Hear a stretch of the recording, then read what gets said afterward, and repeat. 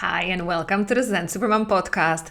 The episode today is not going to be just about my hair, but of course, underneath, more importantly, about all the ways how we women make ourselves feel good enough and how we are seeking the validation and the approval of the environment, people are around us, so that we feel like we are liked and they appreciate us and maybe we are worthy of some good attention.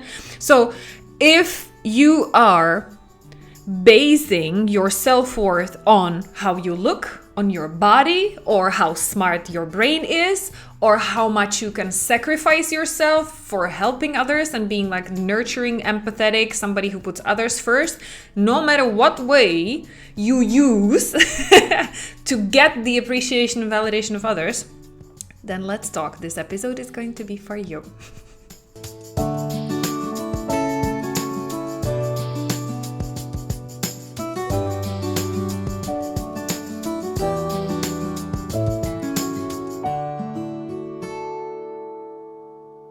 Hi, my name is Elena and I'm a mommy tantra specialist because I used to be specialist at yelling at my daughter whenever I could not control my own big emotions, especially my anger, frustration, and resentment. So, how does that, being a mommy tantrum specialist, how does that tie up with my hair story and the fact that I shaved my head and I kept buzzing it for 3 years? And why do I start growing my hair now? And how does this even all connect? And why is it important for you to know, even if you have no desire of shaving your head? Well, let's talk about it today because it is all connected. One of the biggest things that I realized after I healed my uncontrollable anger with my daughter, the biggest mind-blowing moment was realizing it started even before I became a mom. Even though I always thought that I had my life perfectly under control, I couldn't be more proud of myself because I achieved so much, all of my corporate career, such a smart brain, and able to take care of my body, doing all the exercise because sports have been one of my hobbies as well. So being able to find time to do it all together, I felt like on top of the world. And at that moment I thought, well, I'm just going to pop up 1 or 2 kids, pop up, pop out. I'm just going to become a mom. Easy cake. I'm burnout proof. It's all going to be great. My life couldn't be better. I'm so proud of myself. Couldn't have been further from the truth, of course, because then my daughter showed me very early on that I was not in control at all. So that's when I started going on my journey, and I share it in all of my, in some of the previous podcast episodes as well. Long story short, my uncontrollable anger was coming from my own childhood pain of never actually feeling good enough, always having to prove and fulfill all of my parents' conditions about how a good kid should behave, how I should handle my emotions, how I should never be sad, how I should always say yes, how I should always be helping, how I should always listen the first time I'm asked, no matter what, no matter what I want, no matter what's going on for me, and basically not having any healthy mechanism for how to deal with stress, because how my mom dealt with stress was hyperachieving, controlling, perfectionist. How my dad dealt with stress was avoiding. So I was going between these two and people pleasing. Of course, my mom was such a big people pleaser as well. So once I realized those were the patterns, so no wonder I cannot handle it because I became exactly the copy of my mom. So rather than blaming my mom or throwing her under the bus, I realized then the next step that it is actually generational. It's not even my mom's fault. It's not even my grandparents' fault. They just everybody did the best they could. But I decided, well, I need to be the one who stops this generational trauma train and I need to heal it. And this was the funny thing. When I did, and I shared that in my first hair video after I shaved my head, actually, I shared the story of why I shaved my head. It's not because I was sick. It was not because of COVID. It was not because of I was mentally out of control or trying to prove anything to anybody. On the contrary, I shaved my head because I realized that for the first time ever in my life, I don't have to rely on anybody's approval, anybody's validation. I don't need to use my looks as a way to feel that I'm likable, that I'm worthy, and I could stop using how I look as a crutch, as kind of a band-aid on that open wound of actually me feeling No matter what facade I put out there, no matter how confident I look up, no matter how much I achieved to prove to myself and others that I'm good enough, I still felt like so shrinking, so small before I healed all of that, thanks to my daughter. Yeah. So it was only at the point when I realized, well, actually, I healed all of that. I don't have any of those limiting beliefs that my self-worth depends on my body or on my brain. I'm free of that. So actually, why couldn't I do what I wanted to do when I was 80? I had that dream that, okay, I always had the dream when I was a little girl, I always wanted to have long hair, but because I had like thin hair, my parents were always cutting it like in those boy haircuts. I hated it. So my dream was to become a princess like Rapunzel with long hair. And I got to that point. I got to the point of having long hair, finally, for the first time in my life. But through all of this healing, this was the moment when I realized, okay, I don't need to keep using my hair. I don't need to keep using my looks, because I am okay for the first time ever in my life. I actually feel okay in who I am, and it has nothing to do with my hair. So wouldn't it be fun if I stopped waiting like for one day? Because now that I'm fed up with how much time it takes to take care of the hair and how much time it takes to make it look nice, and I don't have to care about any of that. So wouldn't it be fun if I could just shave it off? Because it's going to cost me less time, less money, less worry. It's going to look perfect every day, no matter what. No matter if I just finished my workout 5 minutes ago, no matter if it's windy and sweaty, sunny outside, like my hair is always going to look great when it's going to be shaved off, right? And I feel feminine enough in my body to pull it off even with no hair. So why the heck not? Why should I wait for after I'm like long time like oldie, and then nobody will care about what grandma hair or I have or don't have? Why couldn't I do it now? And so I did, and I shaved my head, and there's a video about it from 3 years ago, and I'm up till today, it's still the most viewed video that I have on my channel. So if you want, you can go back there and watch the entire story of how I came to that point. But now it's 3.5 years later, and I wanted to do an update because I'm getting questions from my clients who are used to me having shaved head. So they're asking like, oh, it looks like you're growing your hair back. Like, what happened? How are you doing? So this is why I wanted to share this update and all the fun stuff that comes with it, because for us as women, it's so much more than just looks, right? People are looking for reasons and intentions and your emotional state behind it. That's why so many, and I don't know if that's true for you, but for me as well, whenever I got out of like a big breakup or like big step in my life, I was reflecting it in my hair. So the first time I cut my hair short was actually after my first big breakup with like my longest time boyfriend at the time, who wanted me to have long hair. He didn't even want me to cut it like shoulder length. He wanted me to have it long. So as a protest, when I broke up with him, I was like 20 years old. I got it short, right? So that was the first time I had it. I didn't have it buzzed, but I had it short. Then the next, another time when I went to China. So after working and living in Latvia first and then in Belgium for 4 years, so I was already an expatriate. I knew how to make it work like by myself. My corporate career was growing. But only when, and it was before I was going to China, I was preparing mentally for the cultural shock.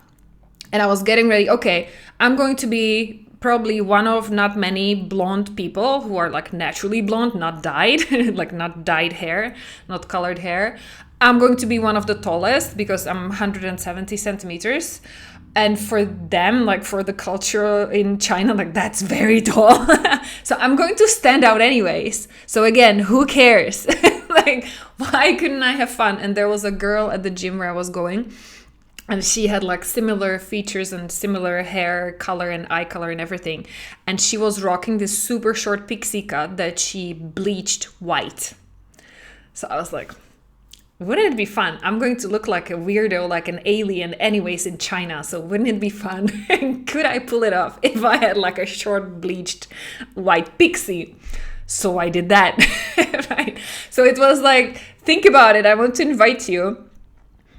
to think about your life transitions or big heartbreaks and how you reflected, how you felt inside, how you wanted to reflect it on the outside by adjusting your hair, right? So this is exactly why I was another layer of why I was shaving my head for 3 years, because this was actually not for, it was to express how I was feeling inside, not to get anybody's like reaction. I couldn't care about what other people thought about it, but it was a reflection of me being finally, for the first time ever, independent, or not needing the approval, and me doing me being me.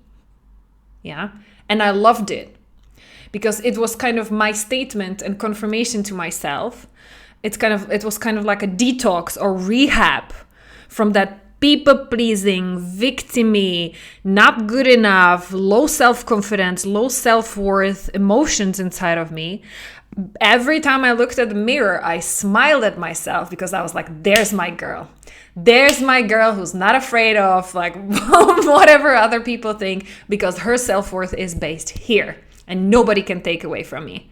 And it does not depend on such a vanity thing as hair.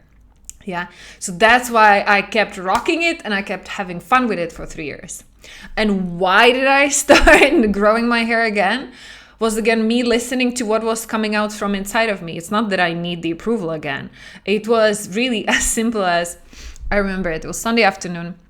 We were driving back from a movie afternoon with our daughter. We were in the car and we were passing by a park in Paris, downtown Paris.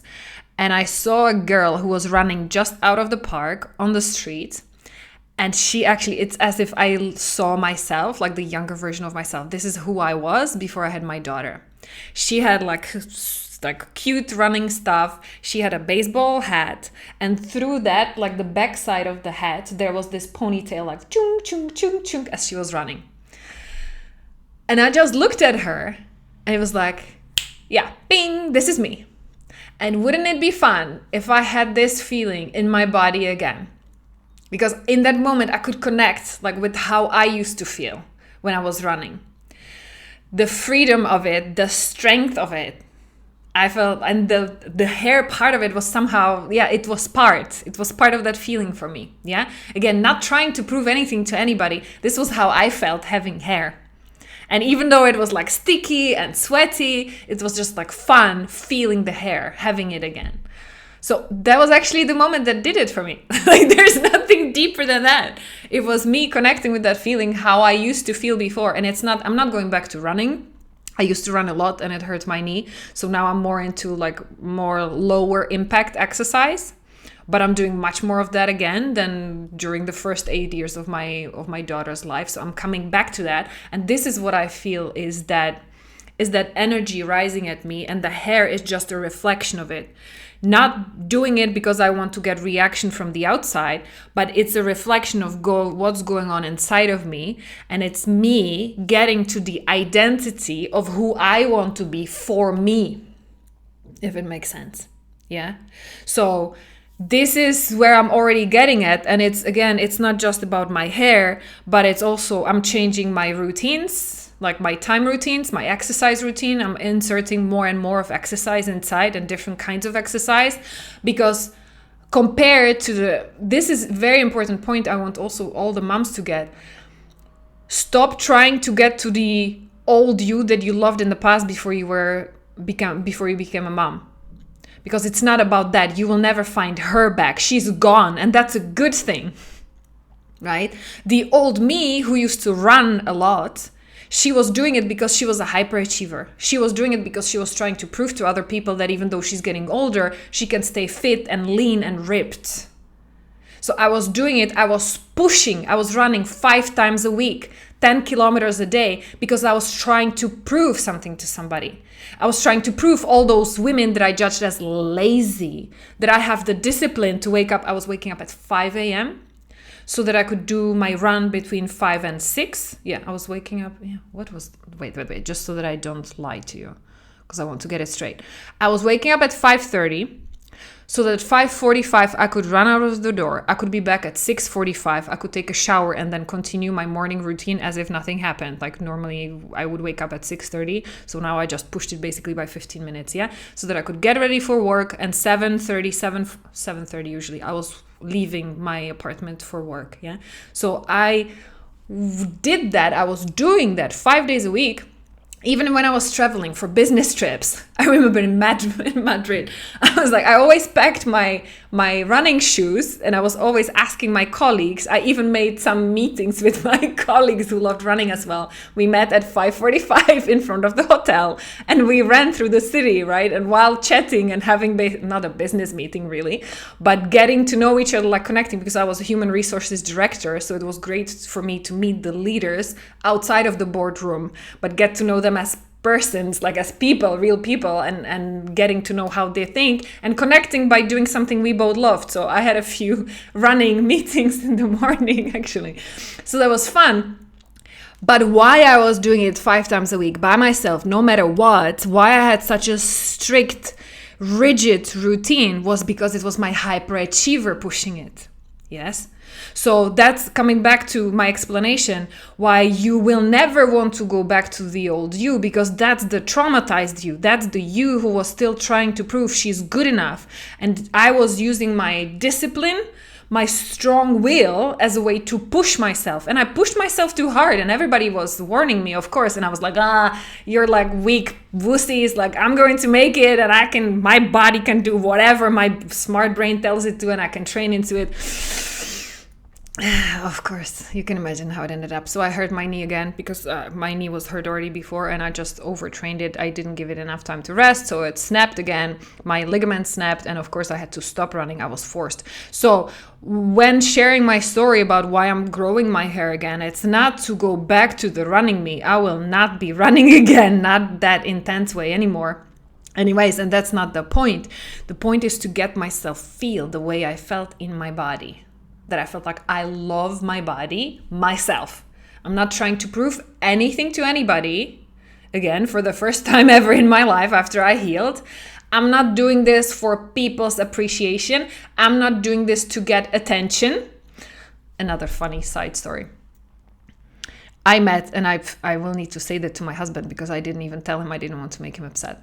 I met one of these colleagues from my past corporate days. I met him for a coffee. It was just when I shaved my head. Yes, that's it. Oh yeah, perfect. So it even connects with this head story. So I met him for a coffee because he was coming from Belgium. He was coming to Paris. And he was like, yeah, wouldn't it be fun? Let's go for a coffee break. And he was talking about, of course, we talked about business and work and stuff, but then he started talking about his personal life and that he's divorced and now he's with another woman and they're expecting another baby. And he was talking about what he's doing to stay fit so that he still feels like he's in the market. And I'm like, excuse me? You're having a second wife, second baby, and you feel like you need to be on the market, first of all. So like, okay, that's kind of off a little bit. Okay, but no judging, you do you. But again, then the trauma bell rang for me, like feeling like, what?